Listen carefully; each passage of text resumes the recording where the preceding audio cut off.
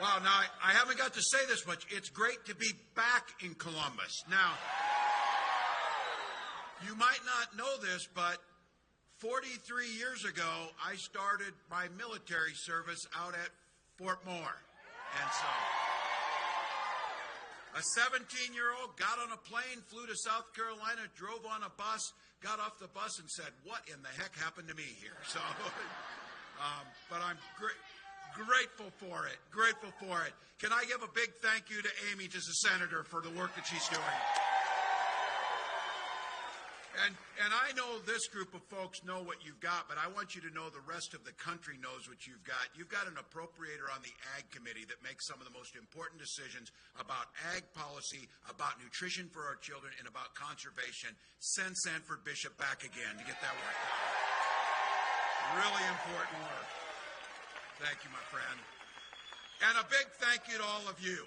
Here we sat, a Tuesday. It's after work, after school. You all came, found parking, crowded in this incredible space that we're in, and you came here for one very simple reason. You love this country, so thank you for that. It's hard to believe. It's hard.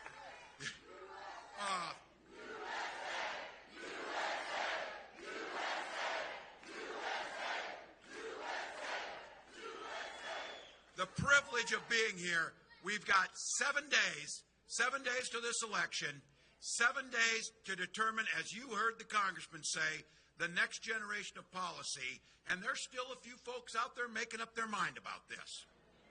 Now, I know you've heard this version of it.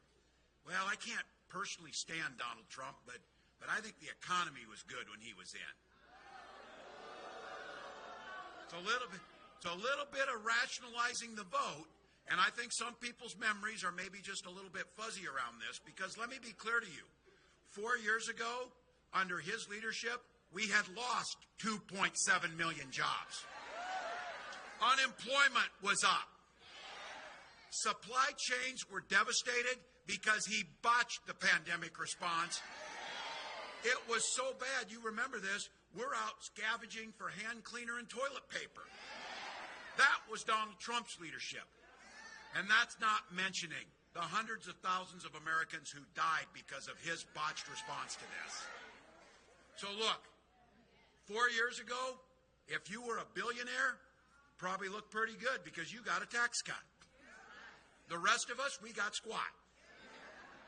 So now, what would you expect from a guy who claims to be a great businessman but drove all of his companies into the ground and declared bankruptcy 6 times?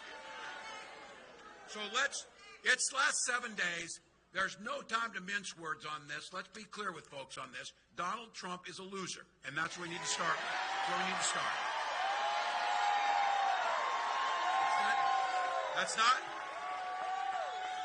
That's not name calling, that's factual. He loses jobs. 5,000 manufacturing jobs in Georgia were gone because of him. He loses businesses. We all know he loses in court. So that's what he does. And no matter what J.D. Vance says, he damn sure lost the 2020 election. And that might be thanks to Georgia. So thank you for that, Georgia. But here's the good news. Here's the good news in all of this. As people are maybe feeling a little bit of that anxiety or whatever, there's an antidote to that anxiety. And that antidote is Kamala Harris for president. So let's tell the story to those people who are undecided. Under her leadership, Georgia's gained 45,000 manufacturing jobs. The private sector has invested $42 billion in this state, including Bluebird's school bus manufacturing facility across town. And I might add, thank you to all of you, one of the biggest union shops in the South. And she's also offering us a positive new way forward, where she understands the economy works best when it works for everybody. Look, I couldn't be more proud to be on this ticket. Together, we've got a plan. Not a concept of a plan, a real plan. to lower costs for families, put more money in your pocket, and make sure everybody gets the opportunity to get ahead, not just get by.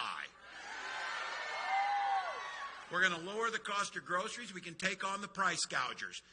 Sanford Bishop will tell you this. When grocery prices were cheaper, our farmers were getting $4 a bushel for corn. When grocery prices are up, our farmers are getting $4 a bushel for corn. Somebody in the middle's taking the money and sticking it to you. And 100 million Americans under Kamala Harris's plan will receive a tax cut, including a $6,000 tax credit for every child their first year. We got, under her leadership, we negotiated with Medicare for prices on drugs, and we have a cap for seniors of $35 on insulin. We want to extend that to everyone. And for those of you in the middle, or those of you a little gray, if you're a little young and you don't think this resonates with you, trust me, when you turn 60, Medicare is what you talk about all the time to your friend. Because it matters. It matters. And what Kamala has proposed is, this is transformational, allowing Medicare to pay for in-home care for our seniors so they can stay in their homes longer. And to the seniors, they know this, to allow Medicare to pay for your glasses and your hearing aids, for goodness sakes. All these things put money into the middle class.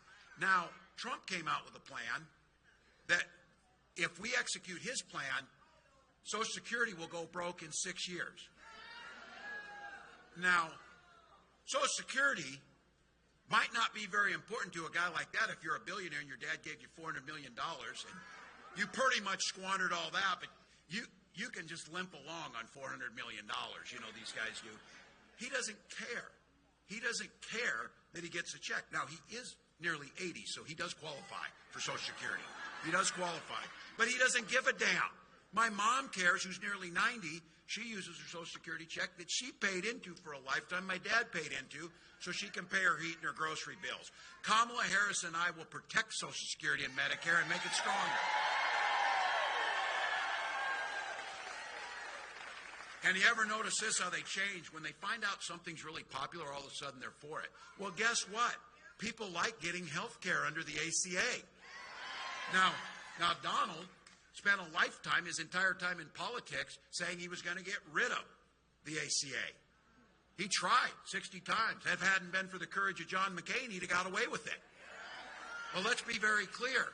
He will go after the Affordable Care Act, and for all of you, what that means is we'll go back to the old days where insurance companies decide that they're going to discriminate because you have a pre-existing condition.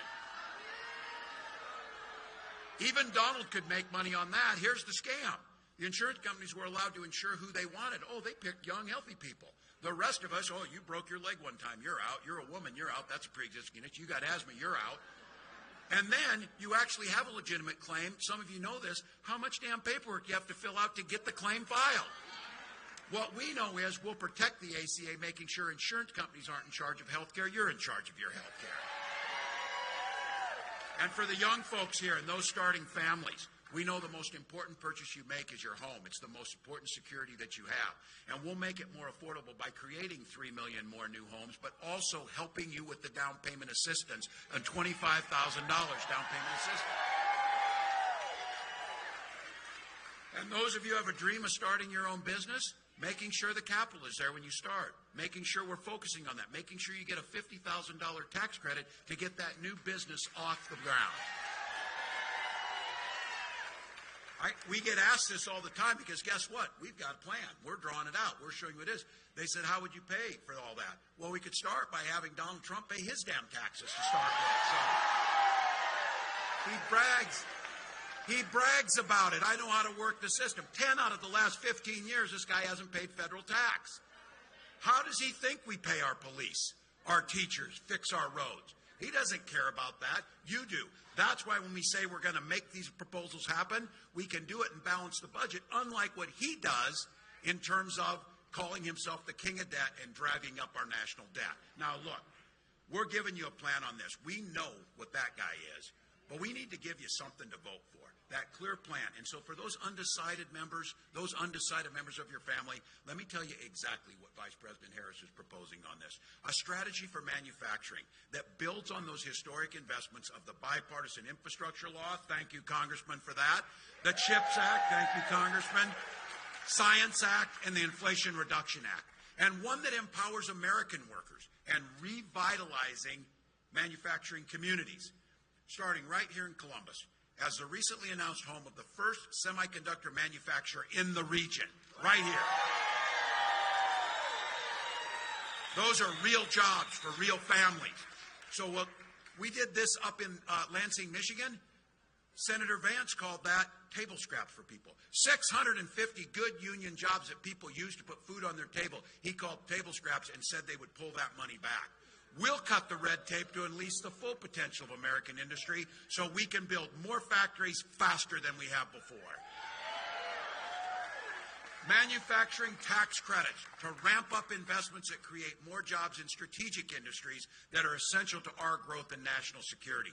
And these tax credits will reward companies that guarantee workers the right to organize.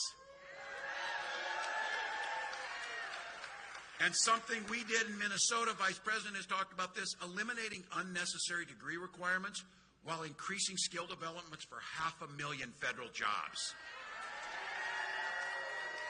Folks in here, a goal of doubling the number of apprenticeship programs and other training opportunities. These lead to good-paying union and good-paying manufacturing jobs, and we'll do it by the end of the first term.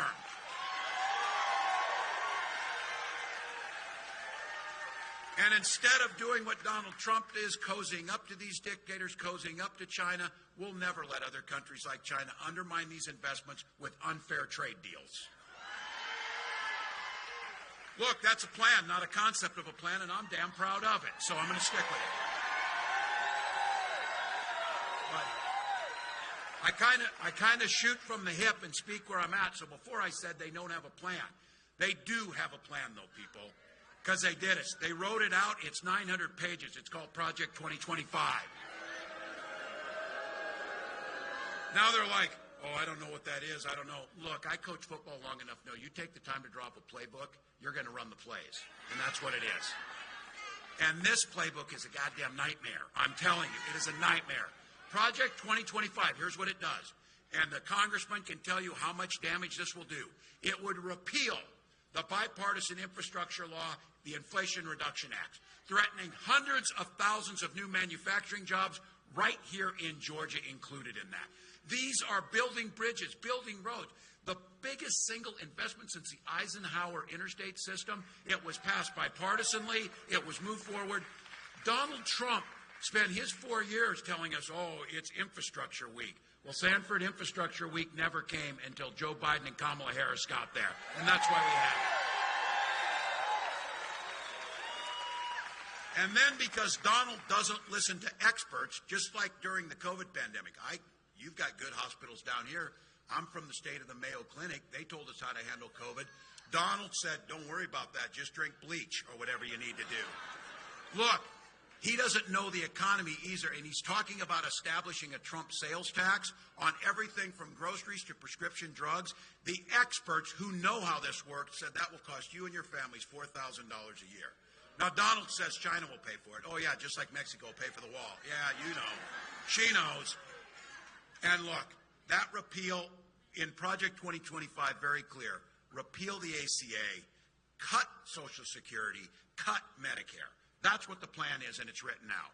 Now, look, I know in this room, and I know you got neighbors who have this, you remember the Republican Party that added much to this country. You remember a Republican Party that especially knew how to stand with our allies and understood what freedom meant.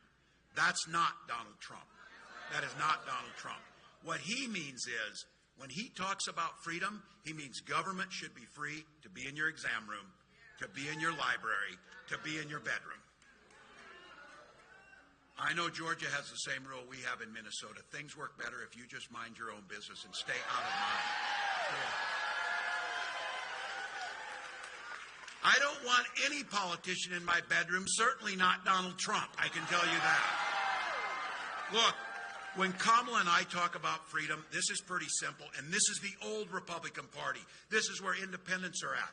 Freedom means that the government should stay out of those decisions. You should make them, and she believes that. Freedom for seniors to retire with dignity by strengthening Social Security and enhancing Medicare. It's a simple process. And I say this as not just a governor or a candidate. I say it as a father, as a teacher. The freedom to send our little ones in their best clothes off to school to be kids and learn without being shot dead in their classroom. That's a right. I know this as a veteran, as a hunter, as a gun owner. Kamala is a gun owner. We know this. We can uphold, we all here, we can uphold the Second Amendment while upholding our first responsibility to protect our children. You can do both. Now, this is a great crowd, and it's mixed from young and old, but I'm going to take and split this crowd just a little bit. I'm going to talk directly to the men here for a moment. For all of you, the women that you love in your life, as you're thinking about this election to them, men, the women that you love and the women that are in here, for them, this election means their lives are literally at stake on how this goes. Donald Trump appointed those Supreme Court justices with the idea they were going to repeal Roe versus Wade, although they lied in their confirmation hearings and said they would not, but they did. He now brags about it. He is glad that my daughter Hope, your daughters, and those loved ones you're thinking about now have fewer rights than their moms did. More than 20 states, including your state, have a Trump abortion ban. He calls those a beautiful thing. A beautiful thing. You saw it right here in Georgia. You know the story. Amber Thurman. Mama, say her name. She would rather, these personal things, she would probably have rather us never heard of her, and she would damn sure, and her family wishes that she were alive and prays for that. But these decisions that were made forced that mother of a 6-year-old boy, she's a medical assistant, dream of becoming a nurse. But after Trump took down Roe, she was forced to wait 20 agonizing hours while septic shock stepped in. She needed the emergency care, but she couldn't get it. Her death was found to be preventable. I say as a parent, as a husband, as an American, as a dad, hell, as a human being, that is just sick and wrong and must stop. And must stop.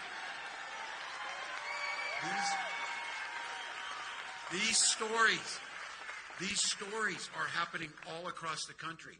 Women like Amber, who should have been making these decisions with healthcare professionals in the privacy of their exam room between them and their family, are now being forced out into the open to make these risky decisions. Women are being turned away at emergency rooms, miscarriaging in parking lots. Survivors of rape and incest being forced to carry those pregnancies. Fertility clinics now under threat from these people because they are not stopping with abortion. The idea, and I say this, I didn't want to have to talk about this. My wife and I spent years trying to have children. If you haven't been through infertility treatment, it is hell. I guarantee you, though, you know somebody who has. And the ability to access those treatments, to be able to have the family that we so desperately wanted, I will be damned if anyone in this country should be denied the right to have that family.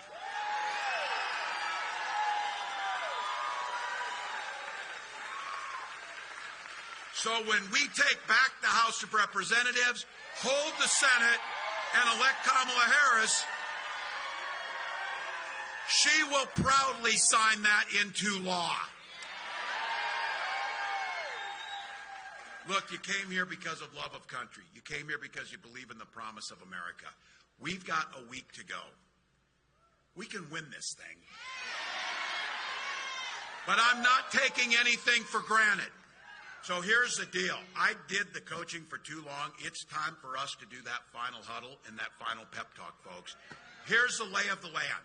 We've got about a handful or 7 swing states. Inside there, we have a few counties. We're setting in one of those that can make a difference. That can make a difference, not just in Georgia, but in the entire country. Not just for the next 4 years, but the next 40 years. Not just for us, but for future generations. So here's the deal. This is a privilege to be here, to be able to do it. This game is tied. We got 2 minutes on the clock. But here's the good news. We've got the damn ball. We've got the ball. We're driving down the field. We're blocking and moving forward. And man, do we have the right team and the right quarterback in Kamala Harris. Now, all you ball players out there know, you get to the 2-minute warning, you're pretty tired. It might be easy to step to the side, might be easy to take a breather, but this is the time when you dig deep. This is the time when we know that the privilege of being in this moment and being able to make a difference is on our shoulders. And as I've been saying, we got 7 days left. There's a hell of a lot of time to sleep when you're dead. Not now. Not now. Not now. So we're going down that field 1 inch at a time, 1 yard at a time.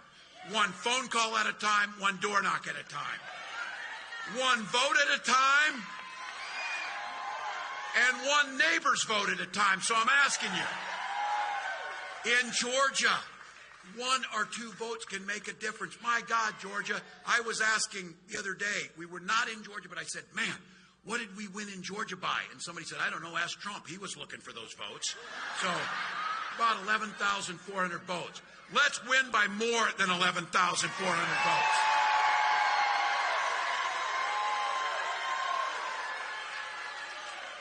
I will just share with you this. I mentioned this the other day to my wife, though. I said, look, I'll take any win on this. And wouldn't it be poetic justice of the universe if we win Georgia and it's by Jimmy Carter's 1 vote? So there we go. Georgia. Look, if you got a chance, go to KamalaHarris.com. But I'm going to ask, how many of you have already voted? All right. Early voting runs through Friday the 1st. You know that. If you've got a vote yet, you need to get in the mail, get it in. Don't wait. If you're voting in person, remember to go. Take that ID. If you don't know where to go, ask somebody in here to go to iwillvote.com/GA. Look, we're leaving it all on the field. I am not waking up on the 6th because I'll tell you what I want is, for some of you who are younger, someday it'll happen to all of us. I want to be sitting on the porch in that rocking chair, and I want some young kid to come up and say, tell us about what you all did in 2024 to save the democracy. And every one of you, when they ask you, what did you do, you're going to say, every damn thing I could. So as the vice president says, when we win. When we vote, when we vote, Georgia, let's do it. Let's go.